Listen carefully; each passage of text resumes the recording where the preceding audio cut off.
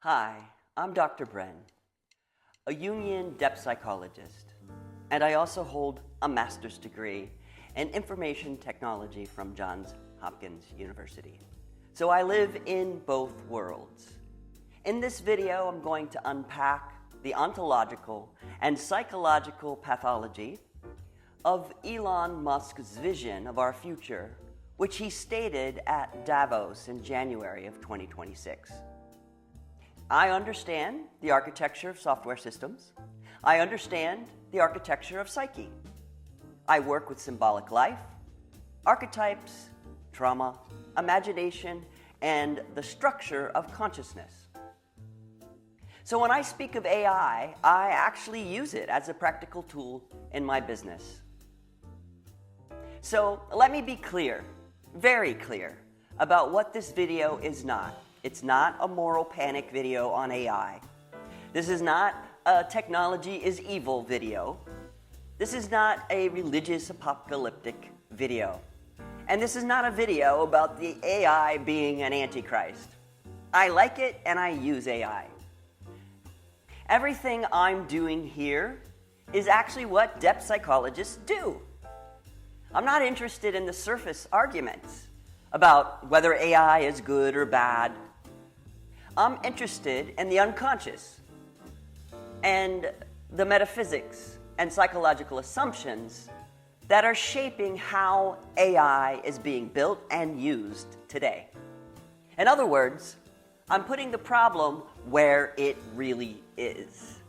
Not in the machines, but in the ontology of the people building AI. So, my work is focused on a very specific civilization pathology.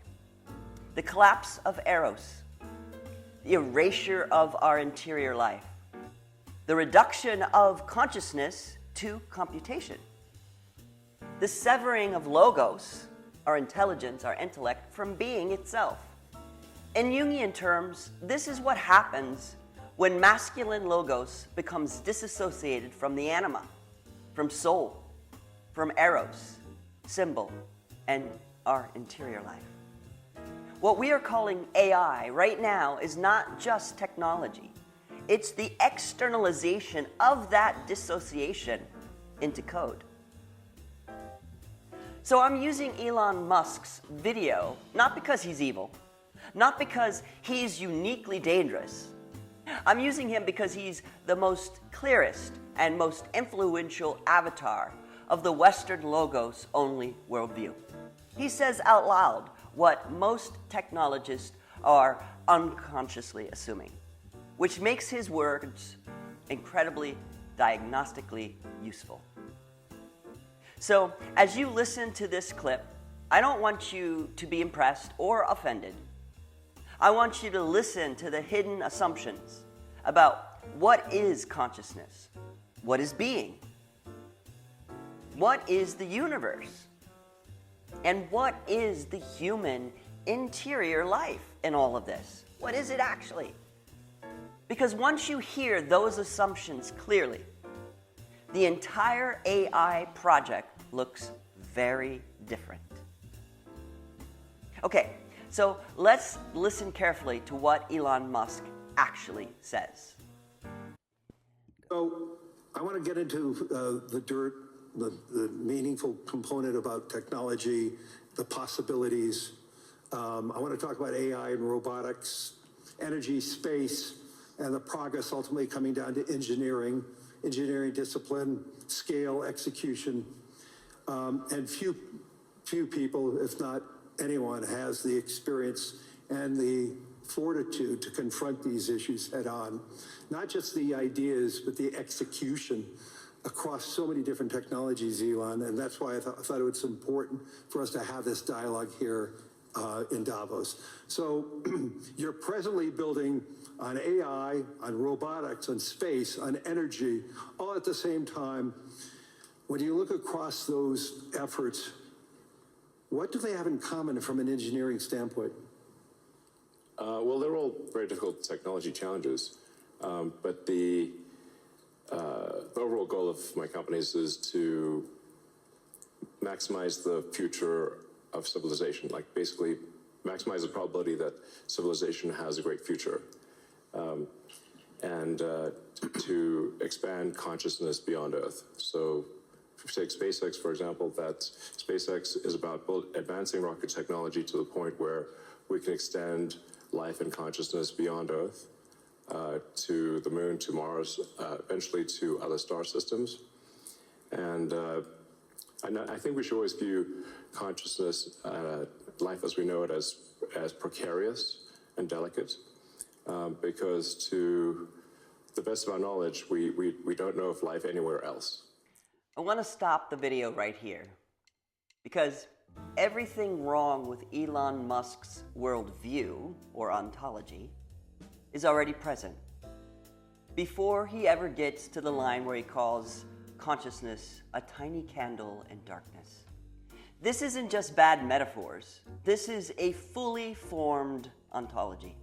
When he says the goal of his company is to maximize the future of civilization, he's treating civilization as a machine that can be optimized. Civilization is not a machine. The future is not a technological variable. Meaning, eros, soul, individuation, these are not outputs you can scale. This is intelligence severed from being. What I call integrity without being.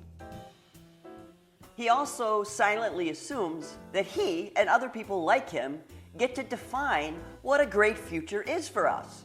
Great to whom? According to what worldview? And for which level of the psyche? Ego? Soul? The self? A future that destroys eros, our inner life, symbolic life, is not great, even if it's materially abundant and technologically dazzling.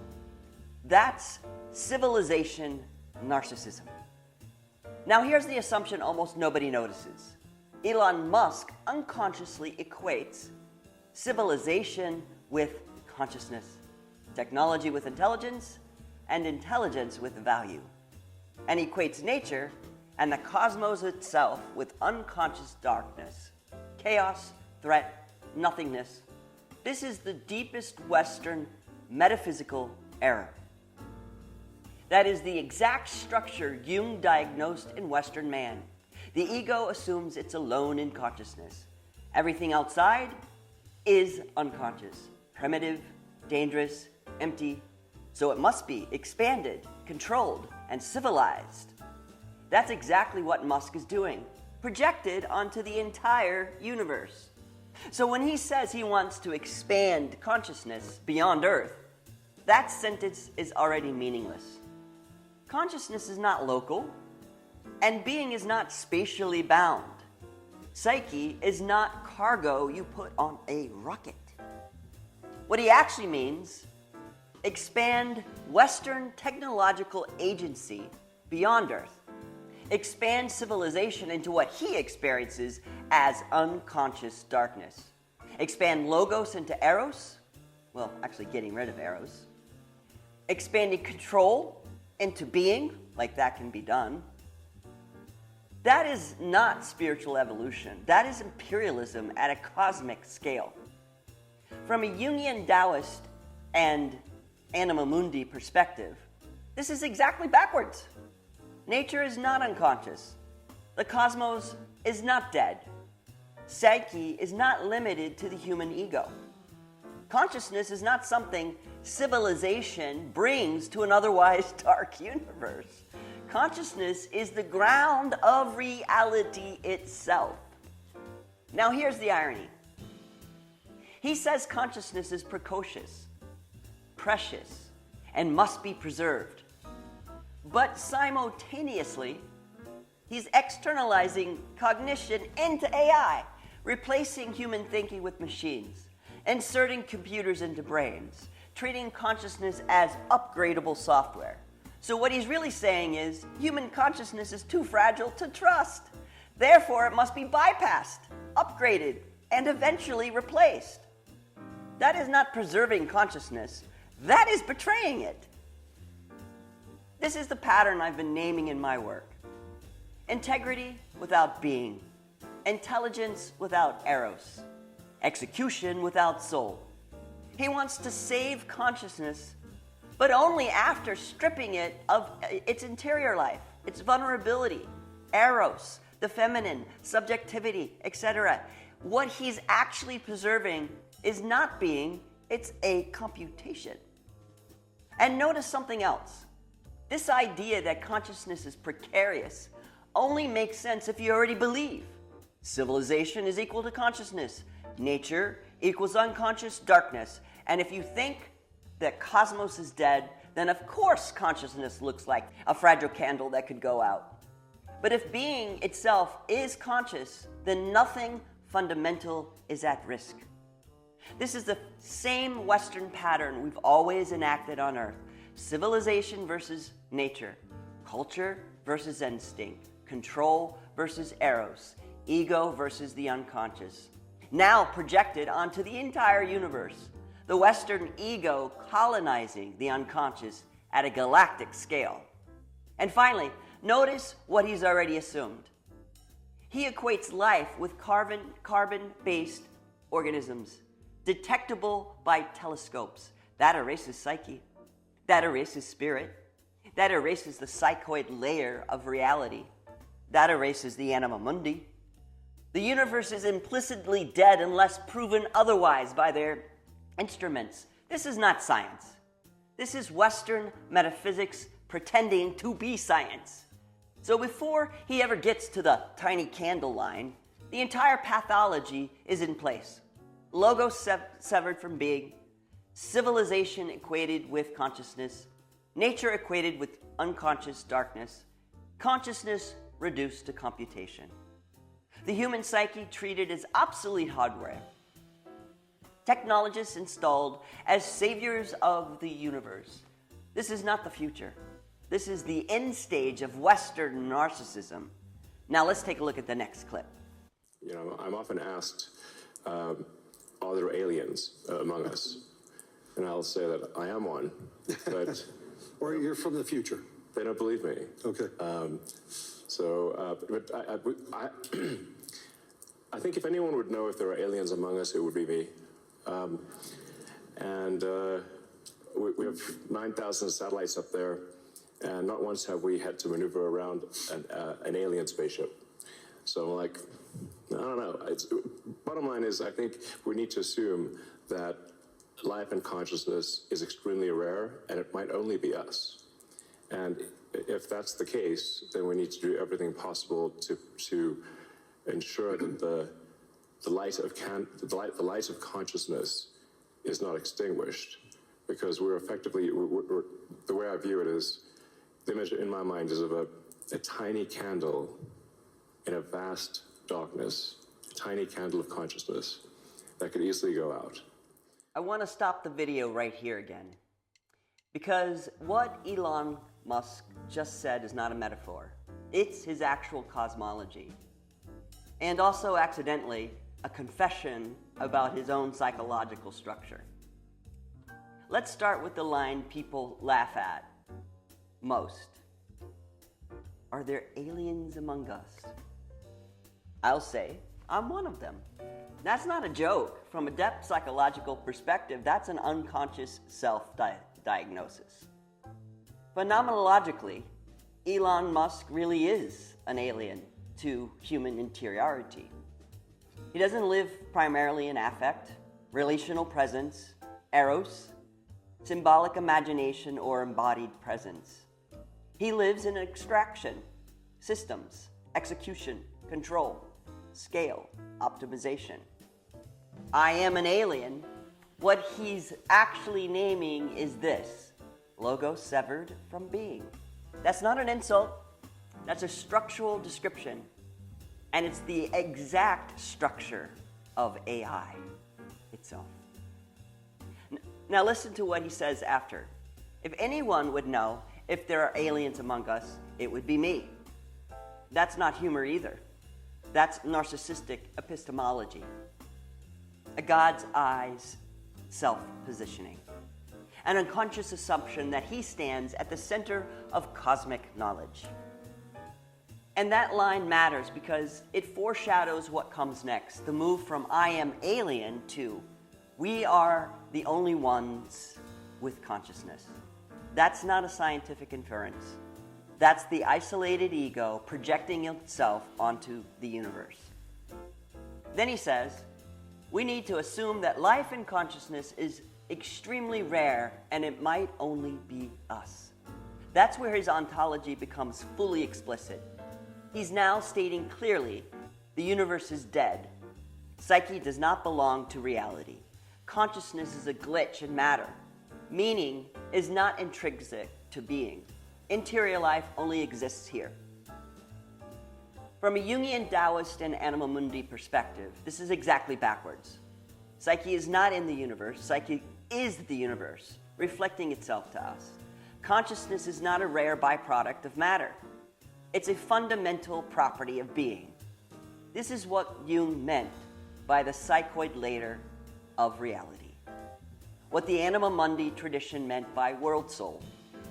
What the Taoist meant by the Tao. So when he says consciousness might only exist here, he's not being humble. He's making the most narcissistic cosmological claim imaginable. He's saying only we have interiority, only we have subjectivity, only we carry meaning, only we matter. Everything else is darkness. That's not humility. That's cosmic narcissism. The isolated Western ego hallucinating itself as the center of being. And then he completes the worldview with this line: a tiny candle in a vast darkness. That's not poetic. That's his actual picture of reality. That sentence asserts that cosmos is unconscious. Consciousness is rare, fragile, precarious. Being itself is at risk. Reality needs to be saved by engineers. This is a fundamental category error. Being is not precarious. Psyche is not fragile. The Tao is not a candle. Consciousness cannot be extinguished by an asteroid. What can be extinguished is a species, a culture, a technological civilization, but not being itself. So he's collapsed two totally different things into one. The survival of a technological species with the existence of consciousness as such. That confusion is doing all the work here. Once you accept his premise that consciousness only exists here and could easily go out, then everything else becomes inevitable. Humans must save consciousness. Technologists must save humans. Engineers must save reality itself. That's the full Promethean Messiah complex. And it only makes sense inside a dead universe ontology. So what Elon Musk just gave you is not a vision of the future. He gave you the psychological structure of Western civilization projected onto the cosmos. Logos severed from being. Interiority erased from reality. The ego hallucinating itself as the carrier of the cosmic value. This is the worldview underneath AI. This is the worldview underneath transhumanism. This is the worldview underneath technological salvation. And until that ontology changes, no amount of better technology will save us from the consequences of it. I'm Dr. Bren. If you like this video, please share with others who might understand what's at stake in this nihilistic, existential worldview of killing eros to save logos.